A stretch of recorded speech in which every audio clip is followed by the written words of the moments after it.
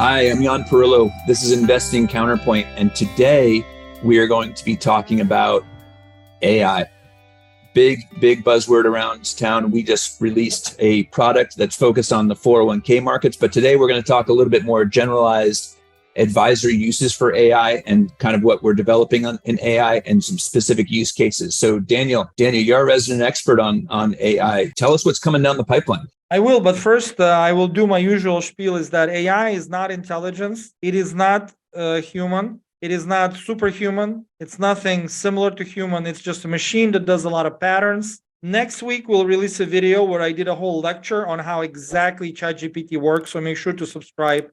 You want to understand that in like 5 minutes, 7 minutes, and why, while it is a very powerful machine and we use it, and we intend to use it a lot more for our clients, it is not something that will take over the world unless people who control it want it to take over the world. That's the only scenario. Okay. So as far as the uses go, let's think about the core of these algorithms, right? So-called AI. These algorithms are really good. Historically, they've been very good at a few things. One of those things, even before ChatGPT, but ChatGPT is certainly better at it, is summarization. They can summarize the data. And this comes from the math of the language model. If you think about very simply how ChatGPT and those things work, it's just a mathematical model of language. You take a lot of language, a lot of War and Peace, Shakespeare, Hemingway, websites, and so on, and you analyze how words correlate. For people who are in finance, it's actually very easy. Think about like a portfolio of assets that is correlated. That's exactly how they treat language. The words are correlated. In other words, the word rain is correlated with the word umbrella. Why? Because they appear in the same sentence. And then it's a little bit more nuanced than that. Words can have certain relationships. And in the video that we'll post next week, I showed how the first realization like years ago was that, hey, you can actually take a vector for word woman, subtract the vector for word, vector for word man, subtract the vector for word woman, and do the same thing with king and queen. And the difference between the vectors is very, very similar. In other words, you can do math with words. You can actually do math addition, and I've seen examples like that. It's like, you say woman plus royal equals queen, and it's going to be very close in math terms. So, and correlations and all these things. So essentially, this is what it is. There's a lot of stuff they built around it, and the model itself is massive for ChatGPT, 175 billion parameters, but it is still the same thing. So if you think about it, how these models summarize, think about a long text. If we accept the fact that the text can be represented as vector of numbers, then you can take this text and you can summarize it. For example, very simply, you can take the average. I know this is not ideal, but the average can be quite helpful. Or if you take more than one number, you can create a distribution. For example, if you assume certain distribution, right, you can take a mean, standard deviation, describe a whole distribution. In other words, when you have a lot of text, which is a lot of numbers, you can summarize it by using math, right? That's what mathematical models do. Those that are in finance, I'm sure you know that there are many models like that. So that's why these models are good at summarization. Now, that actually, I think, is a massively useful feature because like the tool we're building now, Advisor AI or 401k AI that we released. If you're an advisor, you go into a CRM, you were on vacation, you have like a bunch of prospects and you forgot the whole conversation. You need to go in there and you start reading and you read the notes and you read the emails. And it takes your time and it's quite painful. And then you go through 4 or 5 and you don't know which one's which. At least for me. And when I do have to read this stuff. Instead, you ask the model, just summarize for me what happened here. Boom, you get an executive summary. It's like an assistant that's very good at one thing, summarizing. Right? ChatGPT brought a second dimension to it because it's a generative model. It can generate text that's very plausible, human sounding. It will never be creative, right? It will not write the new War and Peace or something like that. But what it will do is it will write decent decent text communication. So let's say next step, I went in and I have this lead and I have to study the communication and remember what we did. Instead, I say, summarize it for me. So summarize it for me. Now I say, well, now write an email to this prospect asking for a meeting based on our conversations. It can actually do that very, very well.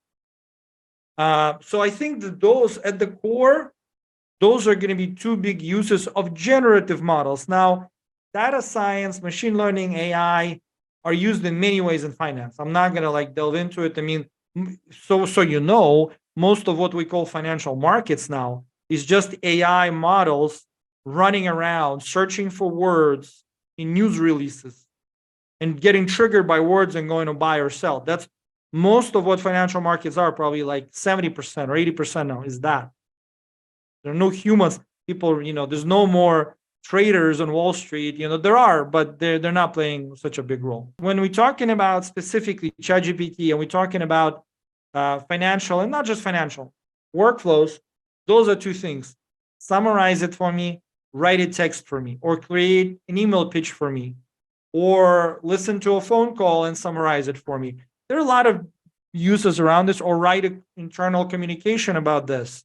Again, it all is revolved around summarization first, and then an optional additional step of generating text. So let's talk about the kind of data that something like a ChatGPT knows, which is only up to 2021, if I'm not mistaken. It doesn't know specifically about your clients. It doesn't know specifically about your clients' portfolios or the systems that you're using to analyze portfolios.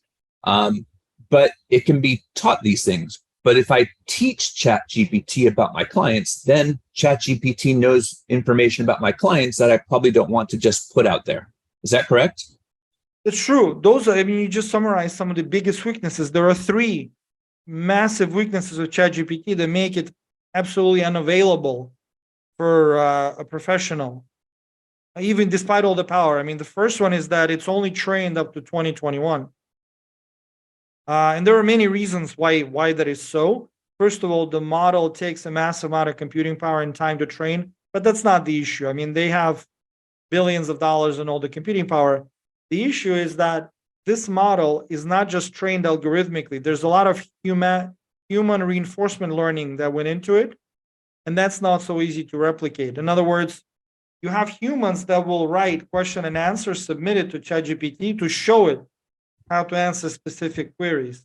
Also, when ChatGPT generates queries, there's something called reinforcement learning. On June 22nd, we are going to have a live session. The link will be below the video. Please sign up, where I'm going to explain more about how this reinforcement learning works. I'm going to talk about Advisor AI and in general, how your workflow will be changed, right? So this will build on today's video. But that's, yeah.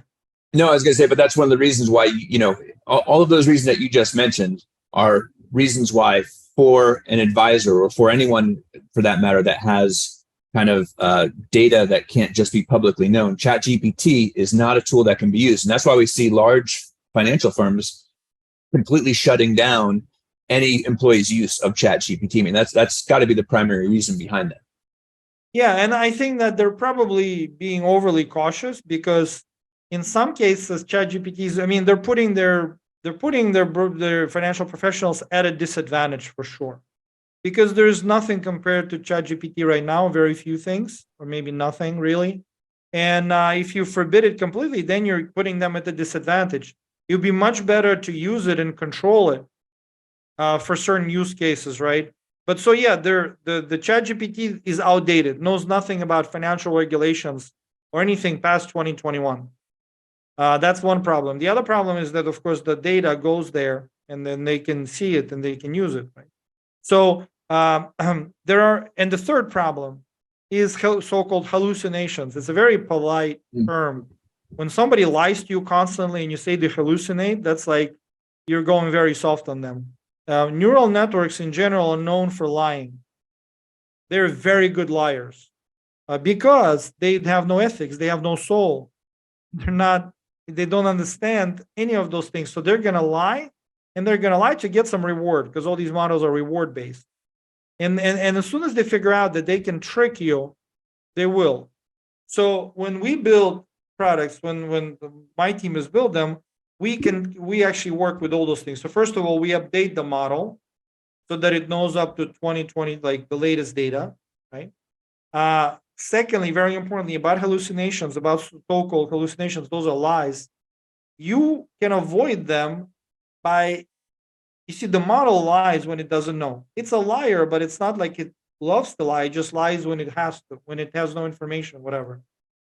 So you supplied enough information. You only ask questions knowing for sure that you gave it enough information to answer it. That is the trick.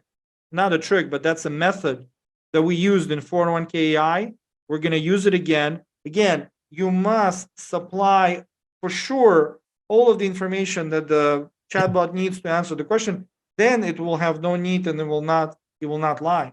But Okay, and the no, but it will lie both on its own and if you tell it to, because it has no intelligence. So like you said at the beginning, this intelligence is completely a misnomer. If I tell it to say, President Biden just quit, it will write an article about that telling me that President Biden just quit being a president. So it will both do exactly what you say, but it will also fill in gaps with things that it doesn't know, with things that might not be true. That's right. That's why I think that the real usefulness of these models is not nearly as expansive as they want to make it out to be. That they have the wisdom, they're going to tell you about meaning of life. And it's like this is all a joke, but it does have real usefulness, right? That we can build products with it. Is it can summarize data, can save you hours per day. I So mean, let me an ask you. hour per day is already valuable, but when it Oh, saves it's a you ton. hours per day. Well, when I showed the advisor, the 401k AI to an advisor, he said I just did 3 hours of work in 10 minutes, by basically summarizing, writing, creating a so it is a massive time saver. But let's get back to some of those, like the main, maybe not the main, but one of the key deficiencies of ChatGPT that you just brought up is you can't put your personal client data there because it goes out into the world. So is there a way that you can harness the power of ChatGPT or those kind of language models, but still have your own data safe and secure, so that you can do all those cool things, but maybe on a smaller data set that is really customized to what you need as an advisor or financial professional? Yes, I will tell you all a secret as somebody who worked in this field for a long time in machine learning. First of all, strictly speaking, ChatGPT cannot be replicated because just in order to answer a question, it probably needs tens of NVIDIA Tesla A100 GPU cards, each of them costing like upward of $20,000. So just to answer one question. So that is why it's not possible for somebody to go just replicate it. But remember that ChatGPT is a very general tool. It is supposed to do everything. We can do this even in different languages, right? Which, as I told you, that most of the things it cannot do well. Some things it can. But you can take what's called a large language model, which I described before. It's a statistical model of language. And you can what's called fine tune it. You have to really know what you're doing. You have to do a couple things. You have to fine tune it for a specific task. For example, you have a number of tasks. One of them, summarize data. The other one, write emails, right, based on some input. The third one could be basically ask questions about the document. You can pass it a large PDF document and start asking questions. Tell me this, tell me that. And it will, in a conversational format, it will answer that. So all those things are different uses. And you can have other uses. For example, you're in a compliance department and you need to monitor communications in this massive amount of communication. You can build a neural network that will do that and will flag things that will kick it off to you for human review. But how do you make sure that it doesn't? Oh, sorry, I didn't mean to cut you off. But these are things that it can do. But how do we make sure that it doesn't get out into the world? I mean, can you build a sophisticated enough model behind a But that's what I'm firewall? getting at is that you can build a model like that is much smaller than ChatGPT. In other words, you don't need all of the things you don't need it to write rap lyrics with the language of Shakespeare. I mean, who cares about that? And when I look at the tech geeks that do videos about ChatGPT, it's like, write me a story about a koala. And then it like goes on. It's like, seriously, what is the What's the use usefulness of case? this? Yeah. Yeah. Tell me the meaning of life. Like, I don't need ChatGPT to tell me the meaning of life. But the point of this is that you can build smaller models that are fine-tuned for a specific task. And basically, my team is doing that for our clients. On June 22nd, we will unveil a tool that you can host yourself. Doesn't require tens of GPU cards. It's enough to have one good card. And you can actually train it. Now, the trick is that you can train it for many different uses. So there's a technique that recently came out that's called low rank optimization matrices. So think of the neural network like ChatGPT, billions of parameters. A parameter is, it's like they call it neurons, right? These are different variables that can all get optimized. 175 billion, young. For you and me who worked in more traditional quant finance, when we had a model with 1,000 factors, like, this is too much. Yeah, it's crazy. 175 billion. Yeah. That's like an equation. Think of writing down an equation. It's like, 5x plus 3x to the second, blah, blah. And you have 4 or 5 terms. It's a big equation. That's an equation with 175 billion unknowns. That's what it can do. Wow. It doesn't write the equation, but it implicitly solves that equation, amazingly enough. So that's what the billions of parameters mean. Each one of them is an unknown in an equation. Right. So it basically takes your query. That's essentially an equation that it answers with those 175 billion variables. Exactly. Yeah. It takes the words, converts it to numbers, and then it has different weights, just like in our quant models. You have beta, you have size. So they're just not named. They're like principal component models. They're like statistical models. And you just multiply these numbers by something and you get out the result. That's it. It's just 175 billion. That's all. all of a sudden, our incredibly sophisticated, financial risk model seems like child's play. Well, that's why neural networks are essentially taking over that space, right? And have taken over, because they're, in some sense, they're crazy, because it's like, it's equation 175 billion terms, yet you need to know very little math to run it. It's kind of crazy. It's unbelievable. It's like voodoo, sometimes you just start, it's like something comes out, you're like, how did it's just a number of terms. It's just a number of parameters, right? So what I'm getting at, though, is you can have a model with not 175 billion, but let's say 4 billion. And then you can take each number in the normal neural network is like 16 bits, so 0 and 1s. You can say it, okay, let's make it into 8-bit or even 4-bit. There's new research that's saying that with with even 40 billion parameters, really doesn't matter if it's 4-bit or not. You're losing like 1 or 2% of accuracy because there's so many different parameters. So the other trick is that this low rank optimization, let's say you took this huge model, it's gigantic, it still takes the memory of the whole GPU, which is worth like 20 grand. And then you train it to do summarization.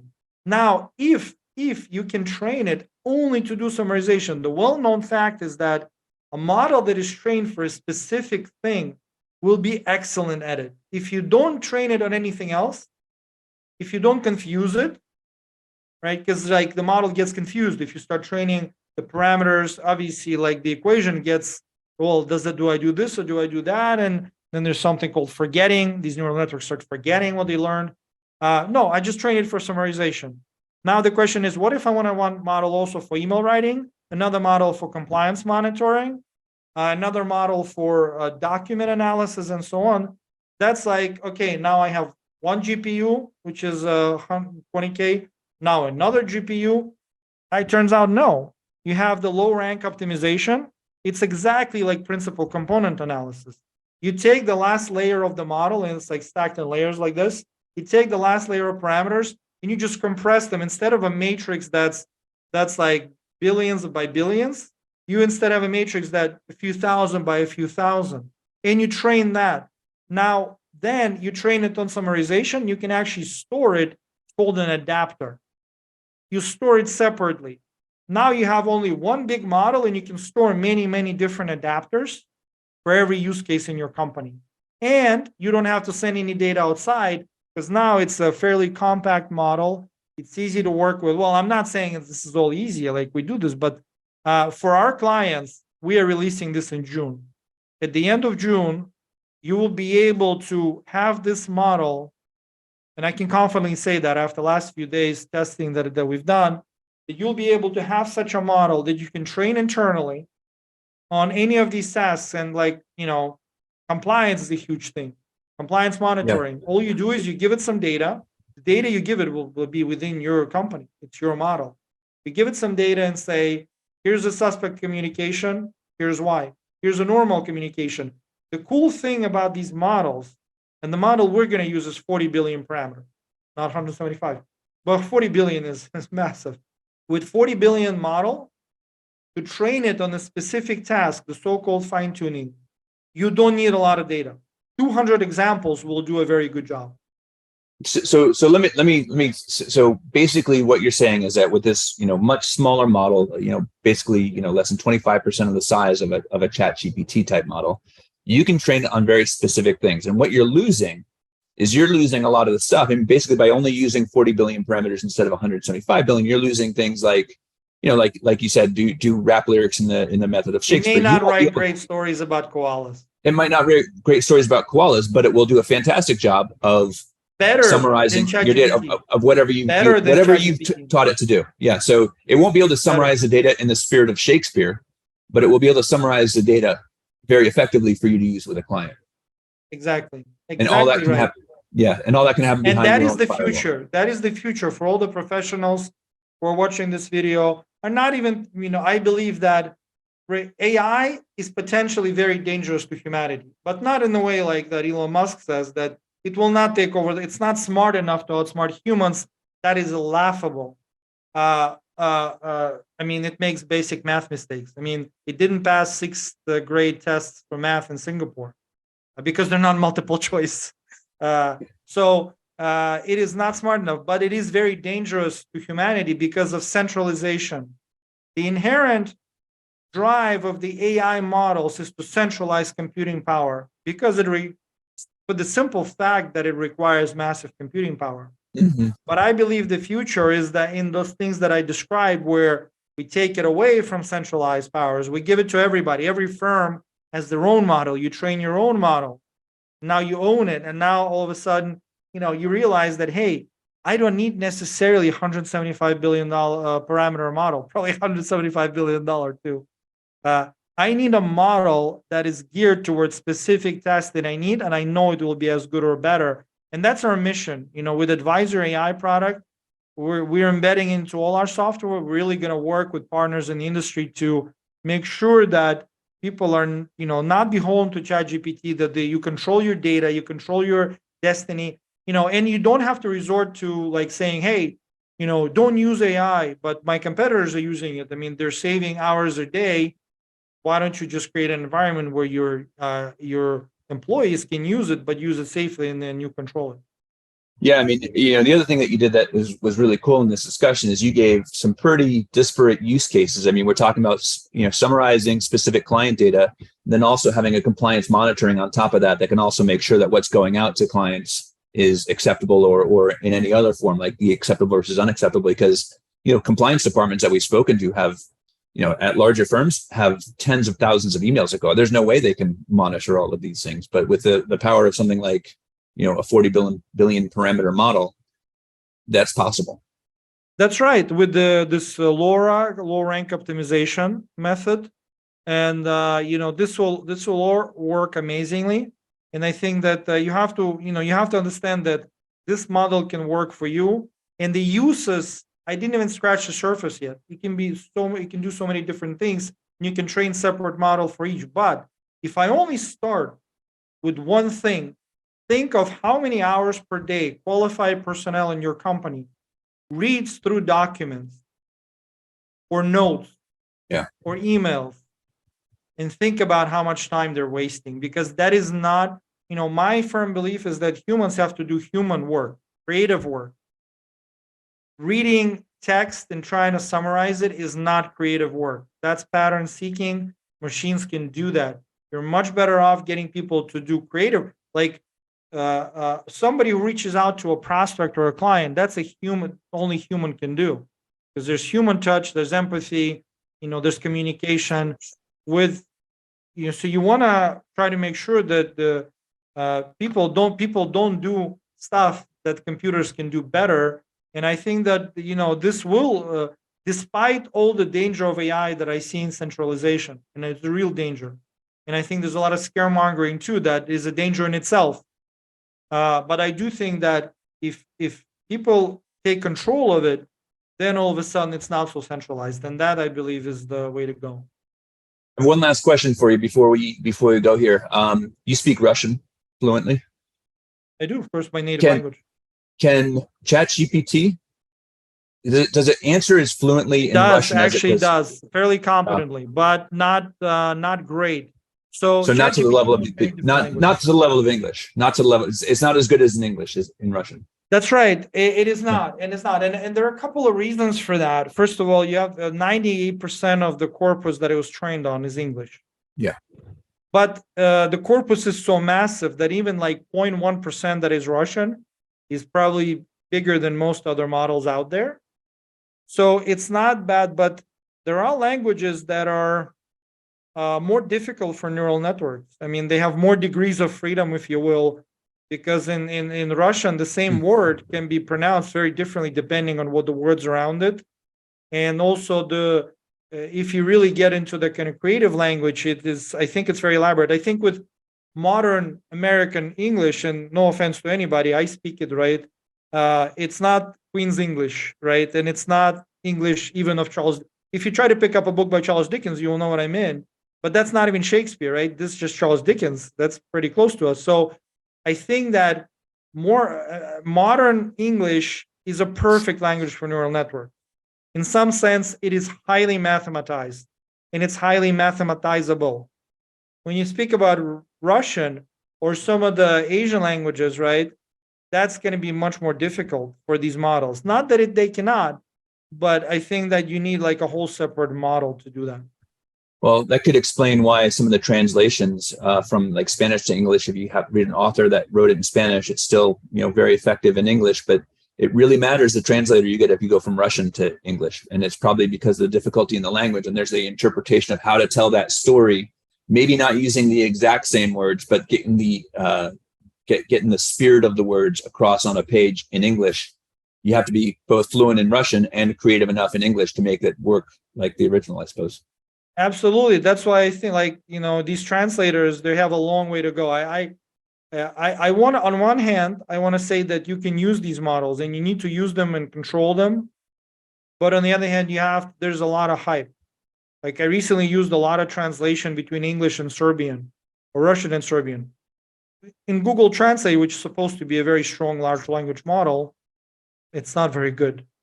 I'm sorry, it's pretty horrible. So there's ways to go with these models. I think that language, to my mind, has two layers. I think that there's a layer that's highly mathematizable, that's highly mathematical, that's very orderly, and it's beautiful and it's interesting. But then once you get into like a real author, a real genius, they make their own language. Yeah. If you read like Shakespeare or you read Pushkin, I mean, Pushkin reinvented Russian language completely. It's like it was before and after is very different. Prose and poetry. Same thing in English, right? You take, you take Shakespearean language. It's like, basically it's completely different. And you read somebody who's like a connoisseur of English language, like Chesterton. They make their own language. The authors make even like Hemingway, which has this, I think, much simpler language in some sense, but it's his own language, right? So in other words, machine can repeat Hemingway, but it's never going to make another Hemingway. Right. And so I don't think it's going to displace humans in the creative side. All right.